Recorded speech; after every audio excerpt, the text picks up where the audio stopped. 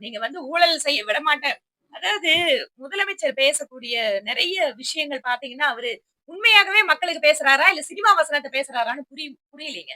நல்ல ஆவேசமா கையெல்லாம் நீட்டி எல்லாம் பண்ணி, சினிமால வர மாரியே டயலாக் பேசுறாரு. ஆனா பிராக்டிகலா கீழ வந்து எந்த சேஞ்சும் இல்ல. நீங்க சொல்றீங்க. அந்த கோர்ட்ல போடக்கூடிய ஜிபி, பிபி இவங்க கிட்டலாம் நேரடியா பணம் கேட்டுருக்காங்க. நானுமே லாயர் அப்படிங்கிறதால என்னோட காதுக்கும் இதெல்லாம் நெறைய வந்தது. ரொம்ப ஷாக்கிங்கா இருந்தது. ஒரு புது கவர்ன்மெண்ட் வந்த உடனே இப்படி வந்து காசு வாங்கிட்டு இவங்க அப்பாயின்ட் பண்ணா, இவங்க போடுற லாயர்ஸ் எல்லாம் எப்படி வந்து நாளைக்கு வந்து உண்மையான முறையில அரசாங்கத்த காப்பாத்துவாங்க, அரசாங்க சொத்துக்கள காப்பாத்துவாங்க. அதனால அவரு வசனம் பேசுறத விட்டுட்டு அங்கதான். அது எங்க மாவட்டம் கொஞ்சம் வருமானம் அதிகம் இருக்கிற மாவட்டங்களா, அதனால கொஞ்சம் நெறைய கேட்டுருப்பாங்க அவ்வளவுதான். இல்ல அதுல மாற்றமே இல்லைங்க. இல்லன்னா ஒரு பெரும்பான்மை கிடைக்காத ஒரு அரசு எப்படியாவது வந்து எம்எல்ஏக்கள வந்து அவங்க வழிக்கு கொண்டு வரணும் அப்படிங்கிறதுல, அந்தந்த கட்சியில நடக்கிற ஒரு குழப்பத்த பயன்படுத்திக்கிறாங்க அப்படிங்கிறத பார்க்க முடியுது. ஏன்னா நீங்க வந்து மக்கள் தேர்ந்தெடுத்து ஓட்டு போட்டு ஒரு எம்எல்ஏ அனுப்புறாங்க அப்படின்னு சொல்லும்போது, அவங்க இவ்வளவு குறைவான காலத்துல ரிசைன் பண்ணிட்டு தமிழக வெற்றி கழகத்துல இணைய வேண்டிய சூழல் என்ன?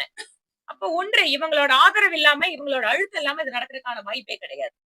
அதனால புதிதான ஒரு கட்சி, புதிதான அரசாங்கம்.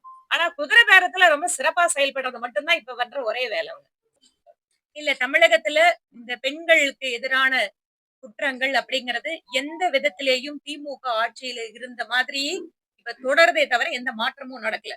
ஆனால் நாங்க ஒரு தூய சக்தி, நாங்க மாற்றத்தை கொண்டு வந்திருக்கோம் அப்படின்னு சொல்லி எதுல மாற்றம் நடக்குதுன்னு சொன்னா, அந்த பெண்களோட சிறப்பு பிரிவுக்கு சிங்கப்பெண் அப்படின்னு பேர் வச்சாங்க. அதுல மாற்றம் நடந்திருக்கு. அதுக்கப்புறம் பெண்கள் அந்த துறைகள வந்து யூனிஃபார்ம வந்து மாத்திருக்காங்க. அதுல மாற்றம் நடந்திருக்கு. ஆனா பெண்களுக்கான பாதுகாப்பு விஷயத்துல திமுகவுக்கும் இப்ப இருக்கக்கூடிய தாவேகாவுக்கும் எந்த ஒரு வித்தியாசமும் கிடையாது. நீங்க சொல்ற மாதிரி 3 வயசு குழந்தையிலிருந்து 70 வயசு பாட்டி வரைக்கும் இன்றைக்கு ஒரு பாதுகாப்பு இல்லாத சூழல் தான் இருக்கு. அதனால மாற்றம் எங்க நடந்திருக்குன்னா, பேர் வைக்கிறதுல மாற்றம், யூனிஃபார்ம்ல மாற்றம் நடந்திருக்கு அவ்வளவுதான். மேகோதாட்டு பிரச்சனையை பொறுத்த வரைக்கும் பாரதிய ஜனதா கட்சியினுடைய நிலைப்பாடு அது தமிழகம் ஆகட்டும், புதுச்சேரி ஆகட்டும், எந்த விதத்திலேயும் மாநிலத்தினுடைய உரிமைகள் பாதிக்கப்படக்கூடாது என்பதில் உறுதியா இருக்கும். அதனாலதான் மத்திய அரசு என்ன சொல்லுது? தமிழகத்தினுடைய அனுமதி இல்லாமல் கர்நாடகா அங்கு அணை கட்ட முடியாது அப்படிங்கறதுல தெளிவா இருக்கும். இத பலமுறை நாங்க சொல்லியாச்சு. ஆனா அங்க இருக்கக்கூடிய காங்கிரஸ் கட்சியினுடைய முதலமைச்சர் அவரோட தமிழ்நாட்டோட முதலமைச்சர் பேசுறதுக்கு என்ன தடையா இருக்கு? இதுக்கும் 2 பேரும் கூட்டணியில இருக்கிறவங்க. இதுக்கு முன்னாடி திமுக கவர்மெண்ட்ல கூட அவங்க அரசாங்கத்துக்குள்ள இல்ல. ஆனா இன்னைக்கு காங்கிரஸ் கட்சி அரசாங்கத்துக்குள்ள இருக்கு. அப்படி இருக்கும்போது கூட இவங்களால வந்து நிலைமைய சரி பண்ண முடியல அப்படின்னு சொன்னா, அப்ப தமிழகத்து மேல அவங்களுக்கு என்ன அக்கறை இருக்கு? அதாவதுங்க தமிழக பாஜக நான் முன்னாடி சொன்ன மாதிரிதான். தமிழகத்தினுடைய உரிமையை நாங்கள் விட்டுக் கொடுக்க போறதில்ல. கர்நாடகா பாஜக அவங்களோட மாநிலத்துக்கு பேசினா அவங்க பேசுவாங்க. ஒவ்வொரு மாநிலத்தில் இருக்கக்கூடிய கட்சியும் அந்த மாநிலத்தினுடைய நலனுக்கு தான் பேசும். ஆனா இதுல முக்கியமா நம்ம கவனிக்க வேண்டியது என்ன? நீங்க வந்து நீதிமன்றத்தோட தீர்ப்பு அப்படிங்கறத அமல்படுத்தணும். ஒரு தேர்ந்தெடுக்கப்பட்ட அரசு நீதிமன்ற தீர்ப்பு மதிக்கணும். அதே போல நீங்க காவிரி நடுவர் மன்றத்தில் ஆணையின்படி தமிழக அரசனுடைய ஒப்புதல் வர வேண்டிய விஷயங்கள் ஒப்புதல் பெற்றுதான் ஆகணும். நாங்க எங்க கிட்ட மக்கள் எங்களுக்கு அதிகாரம் கொடுத்துறாங்க, ஆட்சி அமைச்சிட்டோங்கிறதுக்காக நீதிமன்ற தீர்ப்பை தூக்கி போடுவோம்னு சொன்னா அதை எப்படி நம்ம வந்து ஒத்துக்க முடியும்? இன்னைக்கு காங்கிரஸ் கட்சி, அதிலும் குறிப்பாக டி.கே. சிவகுமார், அவர் கட்சியின் மீது இருக்கின்ற மக்கள் அதிருப்தி, அங்க இருக்கக்கூடிய ஊழல் குற்றச்சாட்டுகள், காங்கிரசுக்கு எதிராக பெருகி கொண்டிருக்கக்கூடிய மக்களுடைய கோபத்தை திசை திருப்பதற்காக இப்ப மேகோதாட்டு பிரச்சனையை கையில் எடுக்கிறாங்க. புதுச்சேரி விட தமிழ்நாடு கொஸ்டின் அதிகமா இருக்கு.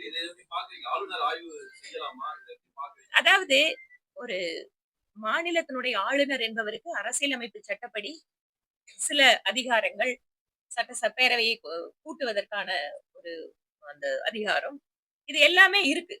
இப்போ ஒரு மக்கள் பிரச்சனை அப்படின்னு வரும்போது ஒரு ஆளுநருக்கு தாராளமா மக்கள் மனு கொடுக்கலாம். அப்படி கொடுக்கின்ற பொழுது அரசாங்கத்தை அதை கவனிங்கன்னு சொல்றதுக்கும், இல்ல இத பத்தின விஷயத்த என்னன்னு பாக்குறதுக்கும் நிச்சயமா கவர்னருக்கு வந்து அந்த இடத்துல ஒரு வாய்ப்பு இருக்கு. இது அதிகாரம் அப்படிங்கறத பாக்குறத தாண்டி மக்கள் பிரச்சனையை கவர்னருடைய நாலேஜுக்கு போகும்போது அவர் எப்படி அதுக்கு ரெஸ்பாண்ட் பண்றாரு அப்படிங்கிற அளவுல தான் அதை பார்க்கணும். இது உடனே வந்து அதிகாரத்துல எங்க தலையிடுறாரு அவரு? அவர் என்ன நேரா வந்து ஒரு ஏஜென்சி கூப்பிட்டு கான்ட்ராக்ட் விட்டு ஃபண்ட் கொடுத்து இந்தாப்பா நீ வேலை பண்ணுன்னு சொன்னாரா? இல்ல. ஏங்க வைகையை தூர்வாரணும்னா வைகை எப்படிப்பட்ட நதிங்க தமிழ்நாட்டுக்கு? வைகை நதி நாகரீகம் என்பது தமிழர்கள் தலை நிமிரக்கூடிய ஒரு நாகரீகம் அது. மதுரை எப்படிப்பட்ட நகரம்? இன்றைக்கு இந்தியாவில் இருக்கக்கூடிய பழமையான நகரங்களில் அப்படின்னு எடுத்துட்டா மதுரைக்கு ஒரு தனி சிறப்பிடம் உண்டு. இன்னைக்கு வைகை நதியை விடுங்க. எங்காவது ஓடுற நதிகள் தூய்மையானதா இருக்கா? இன்னைக்கு நதிகளை விடுங்க. கோயில்ல, குளங்கள்ல குளிக்கணும் அப்படிங்கறது நம்ம முன்னோர்கள் சொல்லி இருக்கிற விஷயம். கோயிலுக்கு வெயிட். இன்னைக்கு நதி சீரமைப்பு அப்படிங்கறதுல எல்லாருமே கவனத்தை கொடுக்க வேண்டி இருக்கு. அதனாலதான் நமோ கங்கா அப்படிங்கிற திட்டத்துல பிரதமர் நரேந்திர மோடி அவர்கள் கங்கை நதி மட்டும் சீரமைக்கல. நாடு முழுக்க இருக்கக்கூடிய நதிகளை சீரமைக்கிறதுக்காக தனியா ஃபண்ட் கொடுத்துட்டு இருக்காங்க. அதனால கவர்னர் இதை பத்தி சொல்லவே கூடாது. அவர் எதையும் பார்க்க கூடாது. கண்ணை மூடிட்டு பார்க்கணும். நேரா ராஜ்பவன் வரணும்னு எதிர்பார்க்க முடியாது. இந்த மாதிரி விஷயங்கள் வரும்போது மாநில அரசு அதை ஆக்கப்பூர்வமாக எடுத்துக்கொண்டு வாங்க நம்ம எல்லாம் கரம் கோர்த்து நதிகளை தூய்மைப்படுத்துவோம்னு சொல்லக்கூடிய மனநிலைக்கு நம்ம வரணும். ஏங்க அனைத்து மாநிலத்திலும் அவங்க என்ன போய் தனியா ஒரு அரசாங்கத்தை நடத்துறாங்களா? இல்ல தனியா அவங்களுக்குன்னு ஃபண்ட் வச்சு வேற ஏதாவது பண்றாங்களா? இன்னைக்கு எத்தனையோ மாநிலத்துல கவர்னர்கள் பிஜேபி ஆட்சி செய்கின்ற மாநிலங்களுக்கு கூட ஏன் உதாரணத்துக்கு நான் இன்னொன்னு சொல்றேங்க. நம்ம ஊருக்காரர் நம்மளோட மரியாதைக்குரிய இன்றைய துணை ஜனாதிபதி அன்றைய ஜார்க்கண்ட் மாநில கவர்னர் திரு சி பி ராதாகிருஷ்ணன் எல்லா டிஸ்ட்ரிக்டும் போனாரு. அங்க இருக்கக்கூடிய மக்களை பார்த்தாரு. அங்க இருக்கக்கூடிய பழங்குடி மக்களுக்கு என்னென்னவெல்லாம் உதவிகள் வேண்டும் அதையெல்லாம் முன்னால நின்னு செஞ்சாரு. எல்லா மாநிலத்திலயும் பண்ணிட்டு இருக்கோம். எங்க உங்களுக்கு பிஜேபி இல்லன்னு சொன்னா ஐயோ கவர்னர் வந்துட்டு ஏதாவது ஆயிருமோ அப்படின்னு ஒரு பயம் இருக்கு. அது அவசியம் இல்ல. ஏன்னா கவர்னரோ முதலமைச்சரோ எல்லாருமே மக்கள் நலனுக்காக தான் இருக்கு. கடந்த ஆட்சியில மகாபலிபுரத்துல கடல் நீரை குடிநீராக அடிக்கல் காலையில நாவேக அரசு முதலமைச்சர் ஸ்டாலின் என்ற கல்வெட்டை ஆக்கியிருக்காங்க. இது அரசியல் தலைவர் பார்வையில அதாவது ஒரு திட்டம் வந்துடுச்சுன்னா அதுக்கப்புறம் அத தொடர்ச்சியா அதே பேர்ல செயல்படுத்துறது இல்ல. ஒரு சுணக்கம் இல்லைன்னா பேரை மாத்துறது இல்லைன்னா கல்வெட்டு மறைக்கிறது. இது தமிழ்நாட்டுல ரொம்ப வருஷமா பாத்துட்டு இருக்கிறாங்க. திமுக கவர்மெண்ட் வந்த போது முன்னாள் அதிமுக கவர்மெண்ட் இருந்த கல்வெட்டு இல்ல பேரை மாத்துறது இதெல்லாம் பண்ணாங்க. இப்ப இந்த கவர்மெண்ட் பண்ணுது. அவங்களுக்கு ஒரு நல்ல உதாரணம் நான் தான் சொன்னேன். மாற்றம் அப்படிங்கிற பேர்ல சொல்றாங்களே தவிர ஒரு உண்மையான ஒரு மாற்றம் அப்படிங்கறது அங்க நிகழல. இது ஒரு வழக்கமான ஸ்டீரியோ டைப்பிங் தான் போயிட்டு இருக்கு.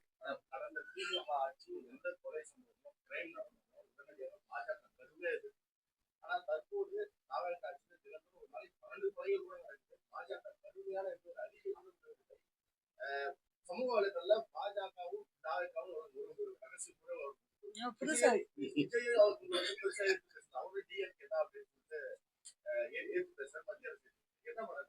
இல்ல நிச்சயமா கடுமையான எதிர்ப்பு நாங்க காட்டிட்டு தான் இருக்கோம். நீங்க என்னோட பேஜ்லயே பாருங்க எத்தனை அறிக்கை கடுமையான அறிக்கை கொடுத்துட்டு இருக்கோம். வெயிட். ரெண்டாவது ஒரு கவர்மெண்ட் புதுசா வந்திருக்காங்க. அவங்களுக்கு அரசியல் அனுபவம் இல்ல, ஆட்சி நடத்தின அனுபவம் இல்ல. அதனால எப்பவுமே நார்மலா ஏன் திமுகவே தலைவர் என்ன சொன்னாரு? முன்னாள் முதலமைச்சர் 6 மாசம் நாங்கள் அமைதி காப்போம். நாங்களும் அதை சொன்னோம். ஆனா கூட மக்களோட பிரச்சனைகளை அவங்க அரசாங்கத்தோட கவனத்துக்கு எடுத்துட்டு போறதுலயோ இல்ல அதுக்கு நீதி வேணும்னு கேட்கறலையோ நாங்க எங்கேயும் எங்களோட கடமையை தவறல. எந்த இடத்துல தேவைப்படுதோ அந்த இடத்துல நிச்சயமாக எங்களுடைய கடுமையை காட்டுவோம். அரசாங்கத்துல தொடர்ச்சி அந்த மாதிரி பாராமுகமா இருந்துட்டே இருக்காங்கன்னு சொன்னா வரக்கூடிய காலத்தில் எங்கள் போராட்டம் தீவிரமடையும். ஆனா இதுல நாங்க ஏதோ அவங்க மேல சாஃப்டா இருக்கோம் இல்ல நாங்க கண்டுக்காம இருக்கோம் அப்படிங்கறது உண்மை இல்ல.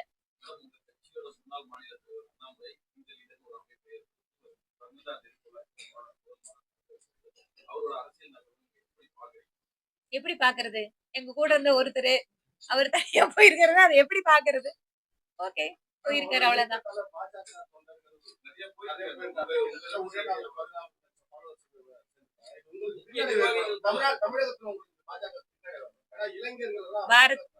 பாரதிய ஜனதா கட்சியை பொறுத்த வரைக்கும் இந்த மாதிரி எத்தனையோ மாநிலங்கள்ல எங்கள் கட்சியில் இருந்த தலைவர்கள் செல்வதும் தனியாக கட்சி ஆரம்பிப்பதும் அதற்கு பின்பாக கட்சிக்குள்ள வருவதும் அல்லது கட்சி ஆரம்பித்து அவங்களோட ஒரு சக்சஸ் இல்லாம போனதும் நிறைய ஹிஸ்டரி ஒவ்வொரு மாநிலத்திலயும் சொல்ல முடியும். நீங்க ஸ்டார்டிங் ஃப்ரம் மத்திய பிரதேஷ் ஏன் எங்களோட தேசிய தலைவரா இருந்த பால்ராஜ் மதோக் தேசிய தலைவரைவே இந்த கட்சியிலிருந்து அவர் கட்சி கொள்கைக்கு எதிரான டிஸ்மிஸ் பண்ண வரலாறு எல்லாம் பிஜேபிக்கு உண்டு.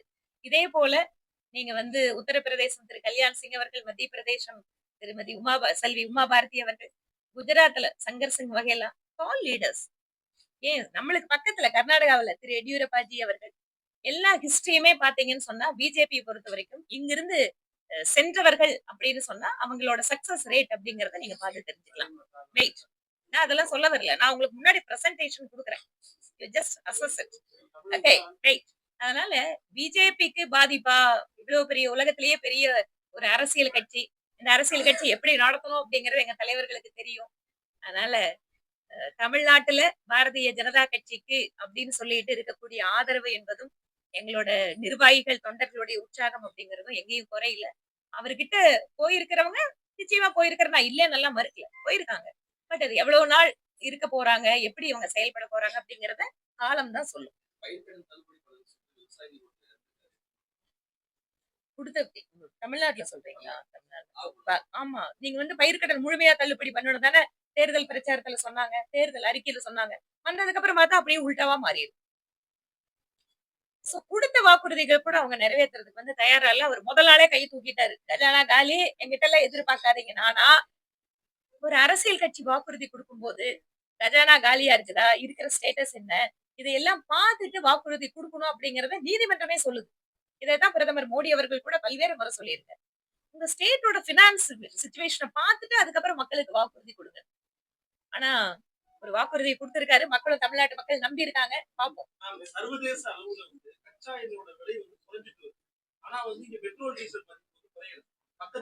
பக்கத்து நாடான ஸ்ரீலங்கா உள்ளிட்ட நாடுகள் எல்லாம் வந்து ஈரான் போர்னால அதிகரிச்சாங்க, ஆனா கம்மி பண்ணிட்டாங்க. இந்தியாவை பொறுத்தவரையும் கேஸ் சிலிண்டரையும் 6ல இருந்து 4 கம்மி பண்ணிட்டோம். பெட்ரோல் டீசல் விலையும் கம்மி பண்ணாம இருக்கு. என்னமா வெறுமனே கச்சா எண்ணெயோட உலக மதிப்பு அப்படிங்கறத மட்டும் நம்ம கணக்கு போட்டு இதுல பார்க்க முடியாது. ஏனென்றால் விலை உயர்வின் போது எவ்வளவோ வந்து அதன கோடிக்கணக்கான லாஸ கவர்மெண்ட் தான் எடுத்துருச்சு. இப்போ நம்ம இந்த ஒரு மாசம் விலை ஏறுச்சு, அந்த விலை ஏறும்போது மக்களுக்கு தொடர்ச்சியா ஸ்ரீலங்கால 3 மடங்கு ஏறுச்சு, பாகிஸ்தான்ல 4 மடங்கு ஏறுச்சு. ஏன் அமெரிக்கா, பிரான்ஸ் மாதிரியான வளர்ந்த நாடுகள்ல நம்மள மாதிரி பெட்ரோல் 1 லிட்டருக்கு 4 மடங்கு விலை கொடுத்து வாங்கிட்டு இருந்தாங்க. ஆனா அப்போ மக்களுக்கு கஷ்டம் கொடுக்க கூடாதுங்கிறதுக்காக வந்த நஷ்டத்தை எல்லாத்தையுமே கவர்மெண்ட் எடுத்துருச்சு. அதனால அன்னைக்கு சிச்சுவேஷன் சேர்த்துதான் கம்பேர் பண்ணி பார்க்கணும். அப்ப அந்த நஷ்டத்தையும் நம்ம பேலன்ஸ் பண்ணும்போது இப்படிதான் நம்ம பேலன்ஸ் பண்ண முடியும். ஏன்னா நஷ்டமானாலும் கவர்மெண்டோட படம் தானே போகுது. அன்னைக்கு நம்மளுக்கு விலை ஏத்திருந்தா 1 லிட்டர் பெட்ரோல் 400 ரூபாய்க்கு வித்திருக்கணும் கவர்மெண்ட். ஆனா விக்கல. மக்கள் கஷ்டப்படக்கூடாதுங்கிறத அந்த அந்த நஷ்டத்தை அப்படியே எடுத்துட்டாங்க. விலை குறையாதுன்னு சொல்லி விலை எப்ப குறைக்கணுமோ அப்ப குறைப்பாங்க.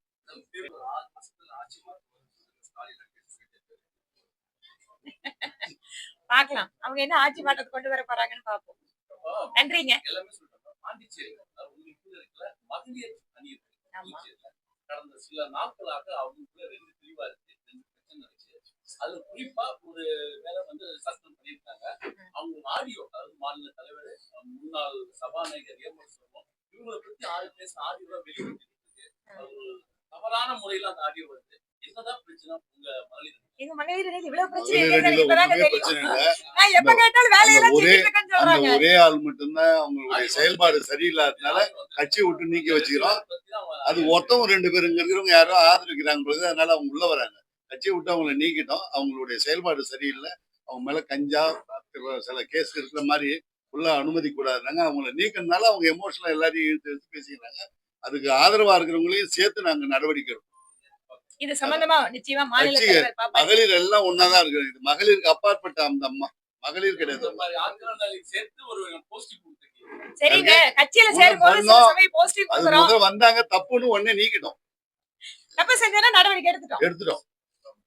நன்றிங்க.